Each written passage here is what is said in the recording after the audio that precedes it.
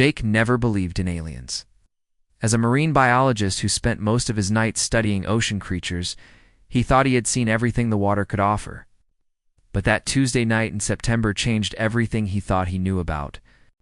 Life on Earth? The research station sat alone on the edge of the Pacific, miles away from the nearest town. Jake liked working the night shift because it was quiet, peaceful, and gave him time to focus on his research without interruptions. The only sounds were the gentle waves hitting the dock and the soft hum of his equipment. He was looking at tiny sea creatures under his microscope when something caught his eye outside.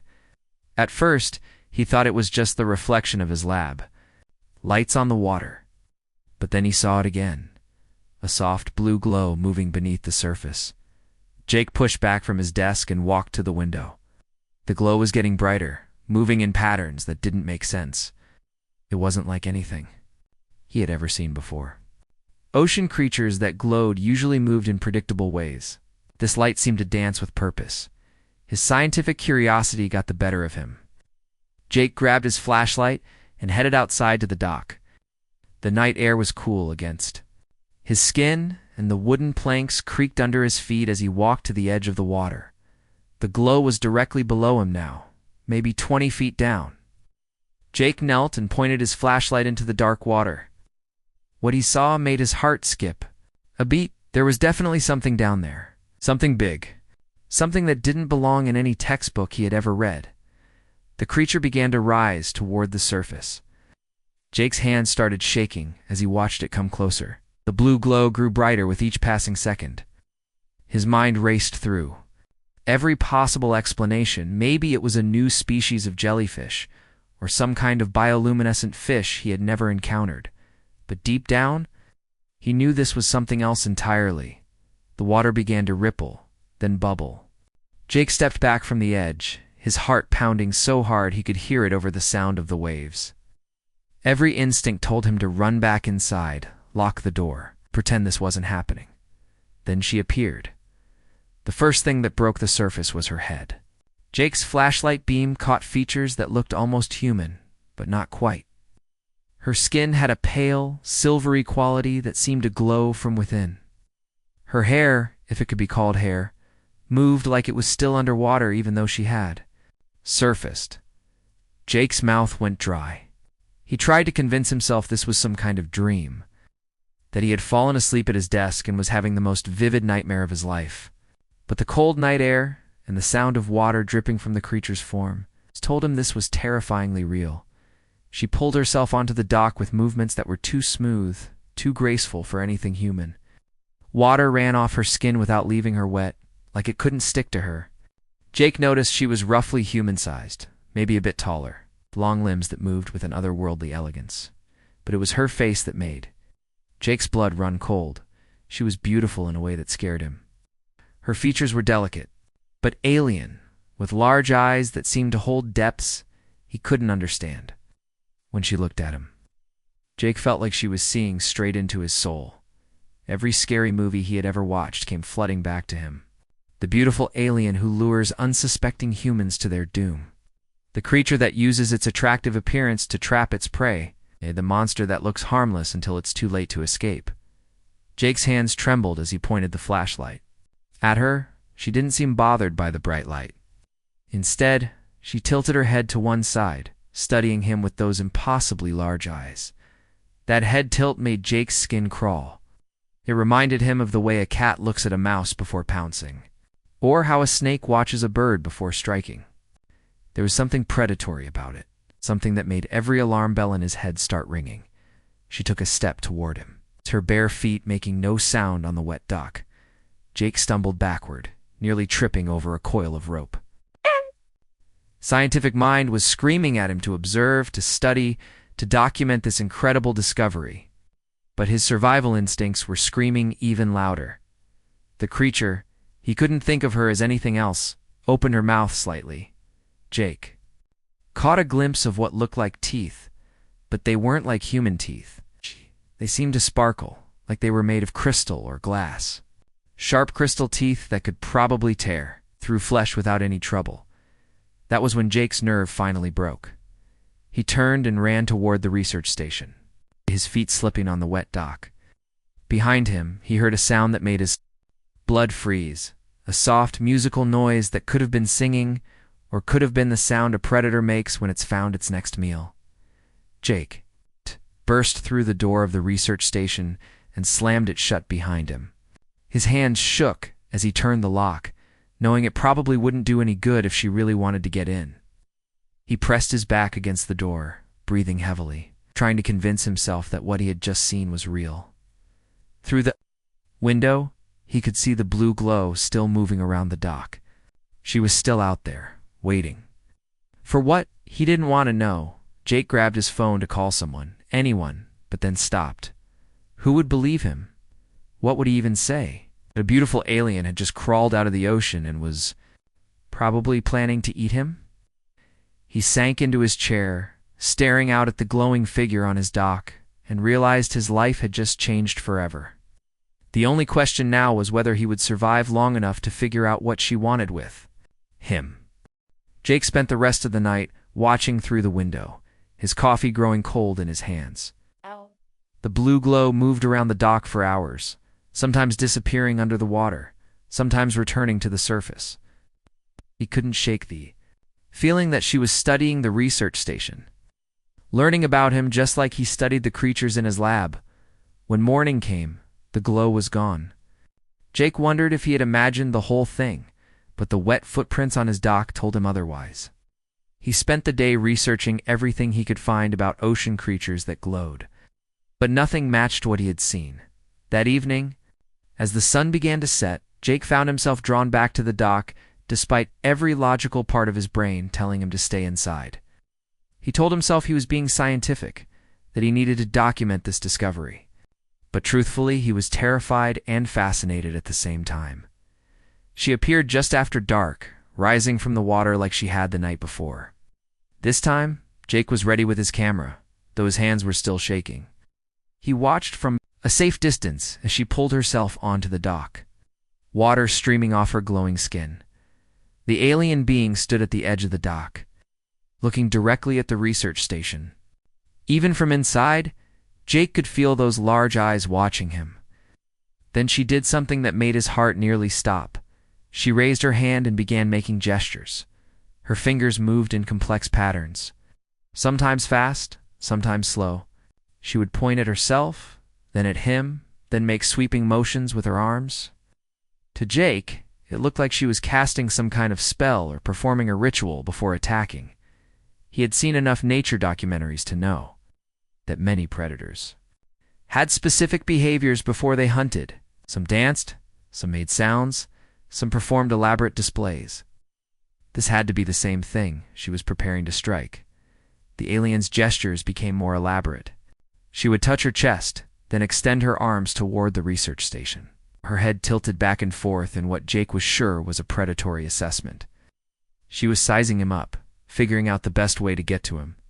When she opened her mouth, Jake saw those crystal-like teeth again. They caught the moonlight and seemed to sparkle with an inner light. She made a soft sound, almost like singing, but Jake knew better. This was probably how her species communicated during a hunt. Panic set in when she started walking toward the research station. Her movements were slow and deliberate, like a cat stalking its prey. Jake grabbed the flare gun from the emergency kit, his hands fumbling with the safety. He had never fired one before, but it was the only weapon he had. Through the window, he could see her getting closer. Those strange gestures continued, becoming more urgent. Her mouth opened wider, showing more of those terrifying teeth. The musical sound grew louder, filling the night air with an otherworldly melody that made Jake's skin crawl. She stopped just outside the window and pressed her face close to the glass. Jake could see every detail of her alien features, the way her skin seemed to pulse with that inner light, how her eyes were larger than any human's, the delicate structure of her face that was beautiful and terrifying at the same time. Then, she did something that nearly made Jake scream. She placed her hand flat against the window and began tapping with her long fingers. The sound was rhythmic, purposeful. Jake was convinced she was testing the glass, seeing how strong it was. Planning her way inside, he pointed the flare gun at the window and shouted, Stay back. I'm warning you. His voice cracked with fear, but he tried to sound brave. The alien jerked back from the window, her eyes widening. She made that musical sound again, but this time it seemed different, higher, more urgent. Her gestures became faster, more frantic. She pointed at herself repeatedly, then at Jake, then made motions with her hands that looked like she was trying to calm something down. But Jake didn't understand. To him, her increased activity just meant she was getting ready to attack.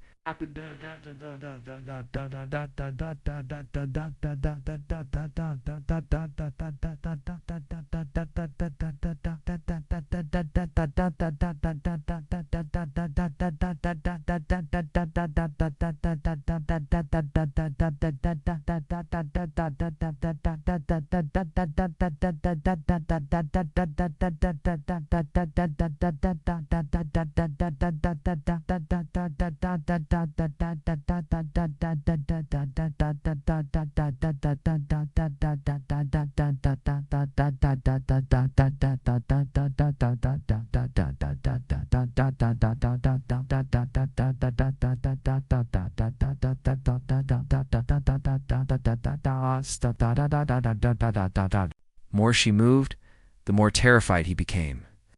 When she stepped toward the door, Jake nearly pulled the trigger. "I know what you are," he yelled through the glass. "You think you can trick me with that pretty face? But I've seen the movies.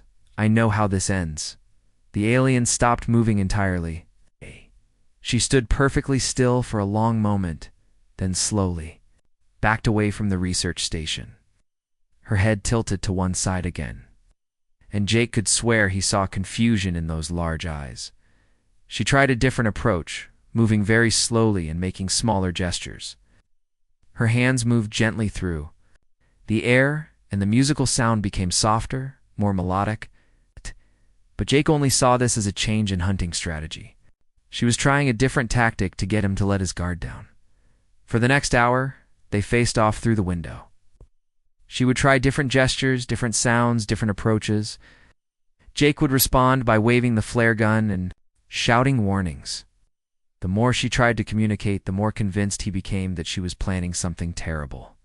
Finally, she seemed to give up.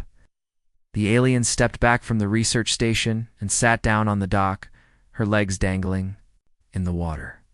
She looked up at the stars, then back at Jake, and made a sound that almost seemed sad. Jake watched her from his window, the flare gun still ready in his hands.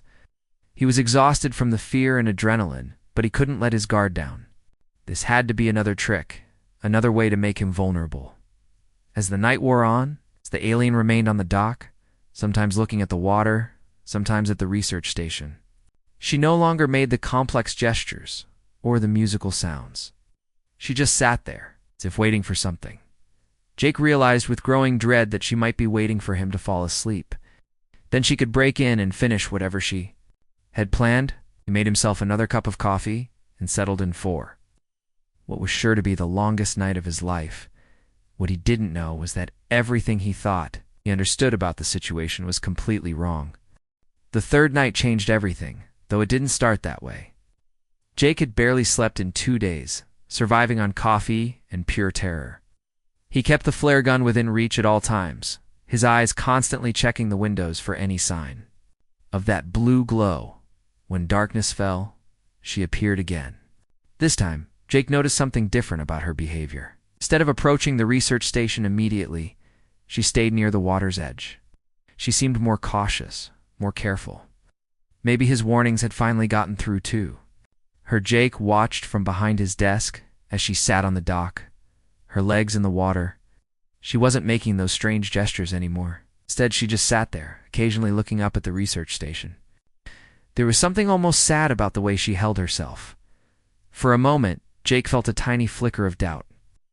What if he was wrong about her intentions?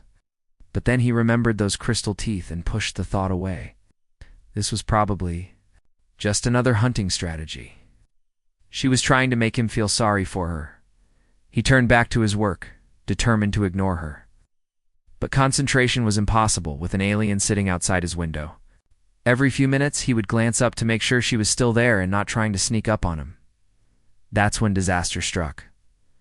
Jake reached for his coffee cup without looking, his elbow knocking into a rack of glass beakers. The whole setup crashed to the floor in a symphony of breaking glass. Dozens of test tubes, beakers, and sample containers shattered across the laboratory floor. No, no, no. Jake scrambled to save what he could, but it was too late. Weeks of research samples were spreading across the floor in a puddle of broken glass and spilled chemicals. The smell of preservatives and seawater filled the air in his panic to clean up the mess. Jake forgot about the alien outside. He dropped to his knees trying to salvage anything he could when he stepped wrong and felt a sharp pain in his leg. A large piece of glass had cut through his pants and into his skin. Jake hissed in pain and looked down to see blood soaking through the fabric. The cut was deeper than he thought, and glass shards were everywhere. If he tried to move, he would probably step on more pieces and hurt himself worse. That's when he heard the sound of the door opening. Pure terror shot through Jake's body. In all his panic about the broken glass, he had forgotten to lock the door. After bringing in supplies earlier, she had found a way inside. "Stay back," Jake shouted, grabbing for the flare gun. But it had fallen when he knocked over the equipment, and now it was somewhere in the mess of broken glass. "I'm warning you." The alien appeared in the doorway of the laboratory, her blue glow casting strange shadows on the walls. Jake expected her to rush forward, to finally reveal her true predatory nature. Instead, she stopped dead when she saw the chaos. Her large eyes took in the scene, Jake bleeding on the floor, surrounded by broken glass and spilled chemicals. Then something incredible happened. Instead of attacking, she looked genuinely concerned. She made that soft musical sound, but this time it didn't sound threatening. It sounded worried. She took a step forward, then stopped when Jake flinched away from her. "Don't come any closer," Jake said, though his voice was weaker now. The pain in his leg was getting worse, and he could feel more blood soaking into his. Pantstat, the alien tilted her head, studying the situation. Then she did something that completely shattered Jake's understanding of what was happening. She raised her hands, palms facing outward, and a soft light began to emanate from her fingers. Jake watched in amazement as the light spread outward, creating what looked like a gentle barrier around the broken glass. The sharp pieces seemed to lift slightly off the floor, held in place by the strange energy. None of the glass could reach him now. "What are you doing?" Jake whispered. She didn't answer, of course. Instead, she moved very slowly around the edge of the room, keeping her distance but maintaining the light barrier. Her movements were careful, deliberate, designed not to frighten him. Jake realized she wasn't trying to trap him or hurt him. She was protecting him from the glass. The alien continued to move around the room, till she had created a clear path from where Jake sat to the first aid kit on the wall. Then she stepped back and gestured toward the medical supplies, making encouraging sounds. For the first time since this all began, Jake looked at her without fear. Really looked at her. Yes, she was alien and strange and completely outside his experience. But in that moment, kneeling on his laboratory floor surrounded by her protective light, Jake saw something he had missed before. She was trying to help him.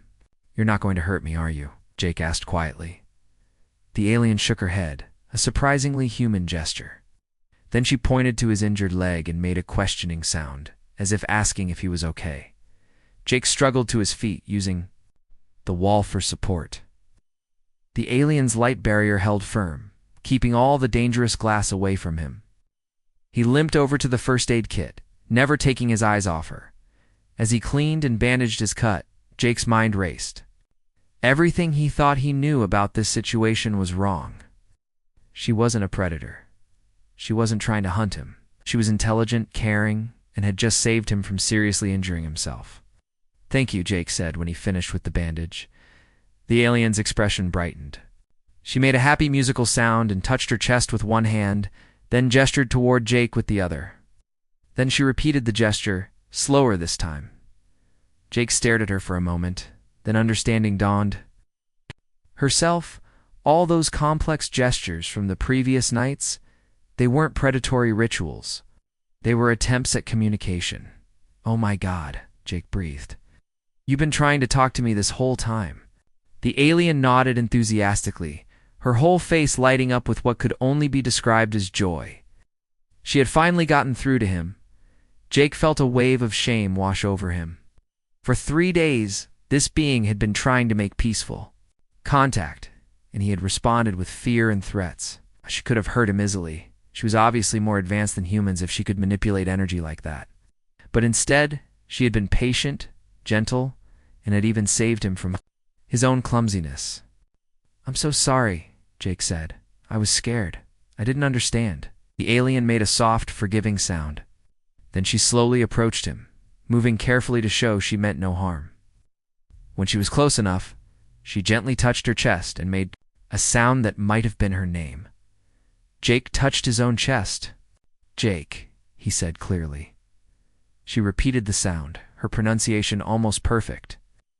Then she smiled, and Jake realized that what he had thought were frightening crystal teeth were actually beautiful, like tiny prisms that caught and reflected light. 4. The first time in 3 days, Jake smiled back. The real communication was just beginning. The next few weeks became the most extraordinary time of Jake's life. Every evening, as the sun disappeared behind the horizon, she would emerge from the depths of the ocean. He learned that her name sounded something like Lyra when spoken, with human vocal cords, though her actual name was a series of musical tones that Jake could never quite replicate. Their communication improved rapidly. Lyra was incredibly intelligent, picking up English words faster than Jake thought possible. She would point to objects and repeat the words he taught her, her pronunciation becoming clearer each night. In return, she tried to teach him her language. Though Jake struggled with the musical quality of her speech, what amazed Jake most was discovering that Lyra was a scientist, just like him. Through gestures, drawings in the sand, and their growing shared vocabulary, she explained that she studied life forms on different worlds. Earth's oceans had drawn her attention because of their similarity to her home planet. "Your world, Jake," said one evening, pointing up at the stars. "Is it like Earth?" Lyra nodded enthusiastically. She gestured to the water around them, then swept her arms wide. Through a combination of words and movements, she conveyed that her planet was mostly ocean, with her people living in underwater cities that glowed. With the same soft light as her skin, Jake found himself looking forward to their meetings with an excitement he hadn't felt since he was a child. Each conversation revealed something new about her world, her culture, her perspective on life. She told him about creatures in her planet's depths that made Earth's whales look tiny, about plants that sang in harmony with the tides, about cities built from living coral that grew according to their inhabitants' needs. In return, Jake shared human knowledge and experiences. He showed her his research, explaining how Earth's marine life had evolved.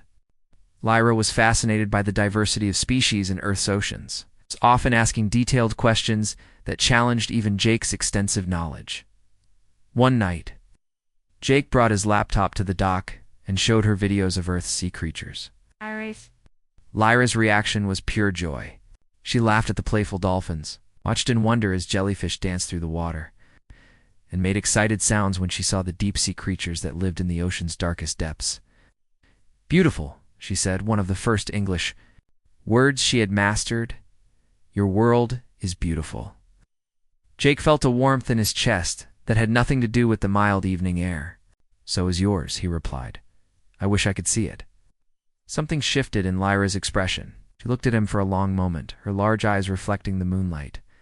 "Maybe," she said quietly. "Someday, maybe."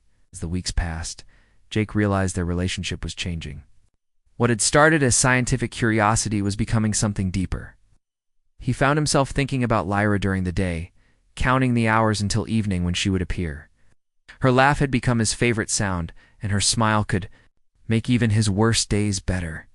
The realization hit him one evening as he watched her trying to imitate a seagull's call. She was beautiful, intelligent, kind, and completely unlike anyone he had ever met. Somewhere between fear and friendship, Jake had fallen for an alien from another world. The thought should have terrified him. Instead, it felt like the most natural thing in the world. Jake wasn't sure if Lyra felt the same way until the night she almost didn't come back to the surface. He waited on the dock as usual, but hours passed without her familiar blue glow. Worry turned to panic as Jake imagined all the things that could have gone wrong. When she finally appeared, well past midnight, Jake's relief was overwhelming. He realized he had been pacing the dock for hours, unable to concentrate on anything except her absence. "Where were you?" asked as she pulled herself onto the dock. "I was worried something had happened." Lyra looked surprised by his concern. She made apologetic sounds and tried to explain that she had been exploring a deeper part of the ocean, losing track of time. But Jake could see something else in her expression, a warmth, a caring that matched his own feelings. "You were worried?" she asked, her English clear despite her accent. "Of course I was worried," Jake replied. "I care about you." The words hung in the air between them. Lyra moved closer, her movements graceful as always, but somehow more purposeful. She reached out, slowly, giving Jake time to pull away if he wanted to. When he didn't, she gently touched his face with her fingertips. Her skin was surprisingly warm, and Jake could feel a slight tingling where she touched him. It wasn't unpleasant, more like a mild electric current that seemed to flow between them. "I care about you too," Lyra said softly. "More than I should, perhaps." Jake covered her hand with his own. "Why shouldn't you?" Lyra's expression became sad. "'Cause I am not like you. Because someday I must return to my world. Because caring makes leaving painful." Jake felt his heart clench at her words. He had been so caught up in the wonder of their friendship that he hadn't considered its temporary nature. Of course she would have to leave eventually. She had her own life, her own world, her own people waiting for her. "How long?" he asked quietly. "I don't know," Lyra admitted. "My people expect me to return when my research is complete. But every day I stay, every night we spend together, makes my research less important to me." They sat together on the dock, her hands still touching his face, both of them lost in thought. The ocean lapped gently at the wooden posts, and somewhere in the distance, a night bird called to its mate. "What if you stayed?" Jake asked, even though he knew it was impossible. Lyra smiled sadly. "I cannot live as you do on land. And you cannot live as I do in the deep ocean. We're too different." But even as she said the words, Jake could see the longing in her eyes. She wanted to stay as much as he wanted her to. The connection between them had grown beyond friendship, beyond the attraction of different species learning about each other. They had found something rare and precious, something that transcended the vast differences between their worlds. "There has to be a way," Jake said, though he wasn't sure what that way might be. Lyra's expression changed, becoming thoughtful. "Perhaps," she said slowly, "in my culture, there is a way for two beings to share more than words, more than touch. But it is not something undertaken lightly." Jake felt his pulse quicken. "What do you mean?" Lyra hesitated, as if struggling. "To find the right words in English, it is difficult to explain. In your language, you might call it joining souls, but it changes both people forever." The way she said it made Jake think this was something significant, something that went beyond anything humans experienced. The thought didn't frighten him. After everything they had shared, the idea of being even closer to Lyra felt right. "Tell me more," he said quietly. Lyra looked out at the ocean, then back at Jake. "Tomorrow night," she said, "I will try to explain." Jake spent the entire next day thinking about Lyra's words. The idea of joining souls sounded both wonderful and terrifying. He had no idea what it would involve, but the way she had spoken about it suggested something profound and life-changing. As evening approached, Jake found himself more nervous than he had been since their first encounter. He paced around the research station, checking his equipment, organizing his notes, doing anything to keep his hands busy, while his mind raced with possibilities. When Lyra emerged from the water that night, Jake could see that she was nervous too. Her usual graceful movements seemed more careful, more deliberate. She took her time pulling herself onto the dock, as if she needed extra moments to gather her thoughts. "Jake," she said as she approached him. Even after weeks of practice, his name still sounded musical when she said it. "Are you certain you want to know about this? Once I explain, there is no forgetting." Jake nodded without hesitation. I want to know everything about you, about your people, especially if it means we might have a future together." Lyra smiled at his words, but her expression remained serious. She gestured for him to sit beside her on the dock, their feet dangling in the warm water. For a few moments, she said nothing, just looked up at the stars as if drawing strength from their light. "In my culture," she began slowly, "the deepest form of love is not physical as it is with humans. We call it consuming each other, but not in the way you might think." Jake felt a chill run down his spine. The word consuming brought back all his original fears about being eaten alive. But he forced himself to listen, to trust the person he had come to know over these past weeks. "When two of my people decide to join their lives completely," Lyra continued, "they share their consciousness, their memories, their very essence. It is as if two souls become one, while still remaining themselves." She turned to look at Jake, her large eyes reflecting the moonlight. "The one who receives this gift experiences everything their partner has ever felt. Every memory they hold dear, every emotion that has shaped them. In return, they offer the same." Jake tried to wrap his mind around what she was describing. "So when you said consuming, I would consume your essence, your experiences, your soul," Lyra said softly, "and you would consume mine. We would know each other completely, in a way that no two beings in your culture ever could." The implications hit Jake like a wave. "That's why you were interested in me from the beginning, wasn't it? Not just as a human to study, but as someone you might," Lyra admitted. "From the first night I saw you, I felt drawn to you in a way I had never experienced. When you showed such fear, I thought perhaps I was wrong about the connection between us. But as I got to know you, the feeling only grew stronger." Jake's heart was racing. Everything made sense now, her persistent attempts to communicate, her patience with his fear, the way she had stayed night after night even when he threatened her. She had been trying to court him in the only way she knew how. What would happen to us? Jake asked. "If we did this, would we still be ourselves?" Lyra nodded. "You would still be Jake, and I would still be Lyra, but we would carry each other's experiences as if they were our own. Your love of the ocean would become mine in a deeper way. My understanding of my world would become yours. We would be connected across any distance, even if I had to return to my planet."